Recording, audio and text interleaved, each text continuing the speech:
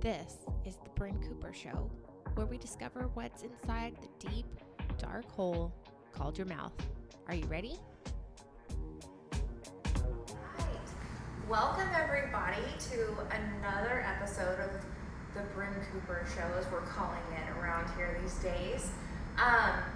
Today we are actually going to do a session on something that is not an area I'm a professional expert in, but it is something that orthodontists interact with, and we really notice it in kids. And one of the main reasons we want to highlight this right now is that the American Association of Orthodontists is partnering with Stand for the Silent in an anti-bullying campaign. So you'll see a lot of orthodontists promoting orange, promoting, hashtag bullying bites. And I think this is awesome that we're actually bringing light to this situation, because, we'll have little kids in treatment as early as 6, 7, and 8. And one of the main things that people bully about are people's teeth. And when you go through phase 1 with an orthodontist when you're younger, even though you don't have all of your permanent teeth, it actually can reduce the amount of things that bullies can pick on. And sometimes, if that's the one thing that's hurting a kid's confidence, it can really help them with their mental health, can really help them pull up their grades because they feel more confident walking into school. It can help them make friends more easily. It can just change your whole perspective. And now, in this age of social media, the bullying doesn't just happen in person. You can't go home and get away from it. It happens online. It happens on all these social media platforms. And there's really no way to regulate that. And so it's really hard to actually figure out exactly what's going on. So one of the reasons this topic means so much to me is because as I went through my schooling, I definitely went in and out of phases where I was bullied. There's actually a whole section in someone's yearbook written about me and how they didn't like what I did. It was a little crazy. She was not mentioned in my yearbook, like end of year thing at all. So, but it really did start at age 8. And one thing that's amazing about this is if you are becoming more aware that bullying is happening, or that your child is bullied, or that you have a friend that's bullied, because that happened too. You would watch other children get bullied, and sometimes you were just like, whew, glad it's not me today,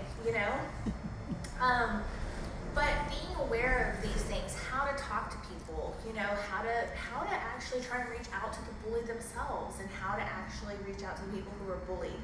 Because it's not about having people feel victimized. It's about helping people grow through it and feel empowered that they don't have to just be bullied, and that they can live through it, and there is light at the end of the tunnel. So anyways, is there anything coming in online? We do not have any stories coming in online just yet. That's okay. Just let me know. Mm-hmm. So going back to something that happened with me, when I was about 8, I had some teeth that kind of were spread out and spaced out. And the cool thing was I had a grandfather who was an orthodontist. And so I didn't even know to tell my parents that, hey, maybe I should get my teeth fixed. Like, that just wasn't even part of my vocabulary. I didn't even know it was an option. But it was something that happened for me because I happened to have a family member that was an orthodontist, and it was one less thing for me to stress about. My front teeth were straight, they didn't stick out, and even though I had some other things going on that people could pick on, I definitely wasn't worried about my teeth, and that was actually very calming and relieving for me as an 8-year-old. But I never talked to my mom about it, or my dad. I really didn't talk to anybody about it. At the same time, it was very relieving for me. So that's one of the reasons I wanted to go into orthodontics, as I started to think about the experiences that I've had over my lifetime and how I could help people. Having that skill that my grandfather had, I knew how that could impact somebody, and I knew how it could help little kids. And it's interesting to me that people really debate doing early treatment for those psychosocial reasons, because I think a lot of kids may not even talk about it or even know to talk about it, and we can really help them out. So, all right. Question. Oh, we do have a question Yes. online. Okay. How does bullying affect a child's education? How did it affect yours? So, it affected my education in kind of a funny way. It made me kind of plow into the books more because I felt safer with books than I did with people for a long time, which made me actually gain some skills that I wouldn't have had otherwise. So that's kind of lemonade out of lemons for me. But there are actually people where the bullying creates a situation where they can't highly function at school and their grades will drop. They might want to avoid going to school. And so there's definitely some behaviors that you'll see with skipping school and grades dropping that really negatively affect people's grades, and their psychosocial development and their ability to have friends. So I definitely think it affected me slightly differently than kind of what some of the statistics say, but I think each person has their own reaction in any different situation. So, all right, let's talk a little bit more on a larger scale. So Stand for the Silent is an organization that's nationwide, and they're really trying to partner with different schools and communities and empower people to have programs so that they can empower the children in their schools, either to have healthy methods of anger management for the people who do bully, or to, empower the people who are being bullied that they can stand up for themselves, they can talk about it, they can work on different things about that and not feel like it's their fault that they're being bullied. They have little presentations and things, so Stand for the Silent really does run off of donations. So if this is a topic that hits home for you, go ahead and go to Stand for the Silent and figure out how to make a donation. The other way is donating your time and getting into a local school. And if you don't feel comfortable talking to a group of people, but you want to get someone in the Houston area to do this, I have no problem partnering with you. So DM us on any social media platform, email us on our website, or contact at cooperorthodontics.com, or you can give the office a ring. So we definitely want to do everything that we can within our own communities to help this cause. So that's kind of the larger scale thing that's happening with the AAO and Stand for the Silent as an organization. Question. All right. How do I recognize when my child is being bullied? That's hard. I was actually watching a Netflix documentary on bullying, and some parents are really aware that their kids are being bullied because their kids will talk about it, but some parents, it's really hard to know, especially like if it's the subtle bullying that kind of happens to everyone. Even bullies get subtle, have other people that subtly bully them. In fact, a lot of bullies have an older sibling or some connection to some other group of people where they are the ones getting bullied, and then and then they kind of turn around and use it in another situation where they have, behavior modeled to them at home. But some of the ways that you'll know is just asking your kid, start a conversation about it. And I think that sometimes that's hard to ask your child if something's going wrong. We all want to talk about how great our day went, what their successes were, but it's important to ask, what was the failure of the day? Sarah Blakely, who started Spanx, I heard a podcast with her on it, and she said every night at dinner, her father would ask each child around the table what their greatest failure for the day was. And then they would walk through how they could avoid having that failure again. And that might sound negative, but in a way, it's actually a positive thing because you're helping your child gain the tools and the emotional gumption to kind of pick themselves back up and go again and try something different and not just be left to their own devices to try and figure it out on their own. You can talk to a teacher You can let them know how much you believe in them and kind of gain that trust with them if they won't talk to you. But it's important to be a support system for your child, whether or not they're getting bullied. And then if they are getting bullied, because you're that support system, they're going to be more likely to talk to you. All right, Tanika. Yes, we do have another question. So, Okay. has bullying gotten worse in the age of social media? I think it's definitely gotten worse in the age of social media. Like I said before, you can't go home and avoid it.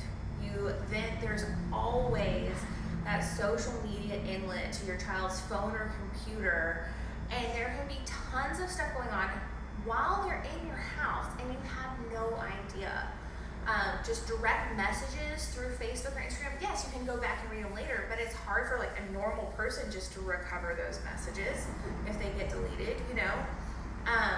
And then there can be whole not Facebook, but just web pages made to bully one person at a school.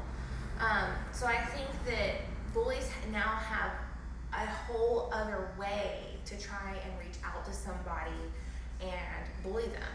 So definitely it's gotten worse, and I think it's also bringing the bullying to light. There's documentaries about kids who are committing suicide. That's not what we want for our children, you know, and how there's been an increase in violence due to bullying. So I think everyone can agree that even if it hasn't significantly increased the amount of bullying, it has increased the avenues that bullying can occur, and it has increased the awareness that people have about it, because there's been some pretty dire consequences after social media has been around with teenagers and adults as far as bullying.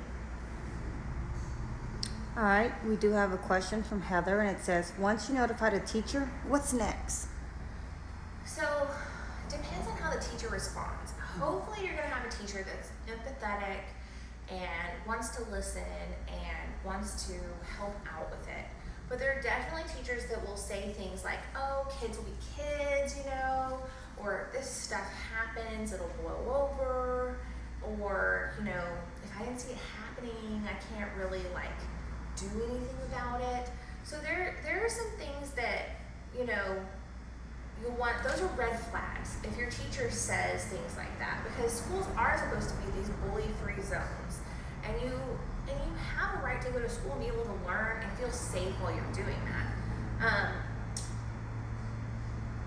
So the people who are continually bullied, when they tell adults, there seems to be kind of a common thread, and this comes from Stand for the Silent information, that the adults they tell kind of downplay what's happening instead of, you know, being like, okay, this is this child's reality. Because it's their reality, that's their truth that they're living in every day.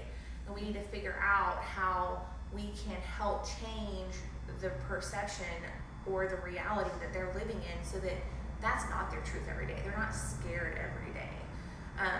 And so hopefully the teachers will be equipped to help, you know, calm the bullying down and actually take it seriously and give that child a safe place to go if they need it.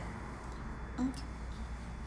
All right, because of the question that you did answer earlier about bullying has gotten worse because of the age of social media, do you think a child should be on social media? What do you feel about that? Okay. That may step on some people's toes.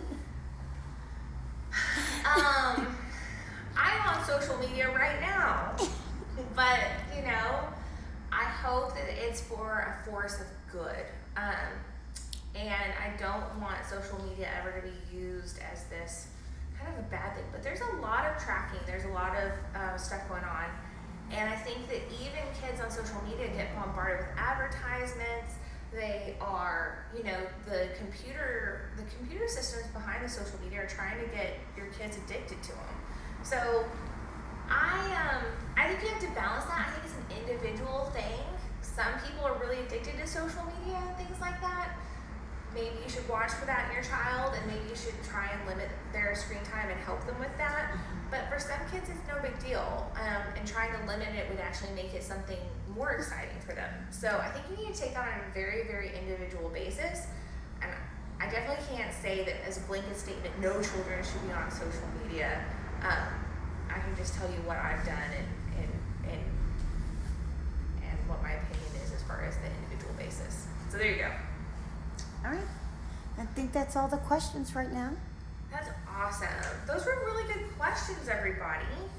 All right. And we have gone over all of that. So I know this can be a really serious topic, and I want us to take it seriously. At the same time, we're living in this age where we can view social media and all these connections negatively, but we're also living in this age where we need to be grateful that there are national organizations that can have some sort of social media platform through all different orthodontists, where we can get the word out. We can say there is a resource. So I think that's a really good thing.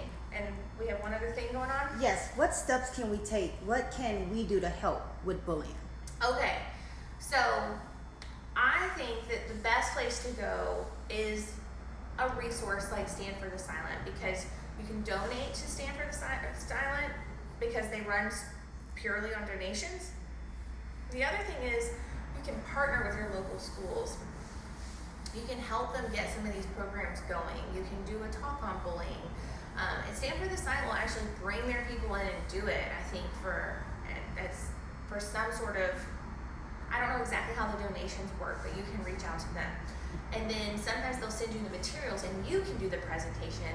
And I think that doesn't cost anything. So it's talking to your teachers, talking to your kids, donating to Stand for the Silent if that's where you feel like your best help can be, and then getting involved in your schools right around here. So there you go. All right. Thank you all for joining us, and super glad we could use this social media today for a good cause. Thanks for tuning into this show. We want to know what questions you have, or even if there's a specific situation you want me to take a look at and share with the audience. That could be fun. Direct message us on any social media platform or email us at contact@cooperorthodontics.com. Ready for next time.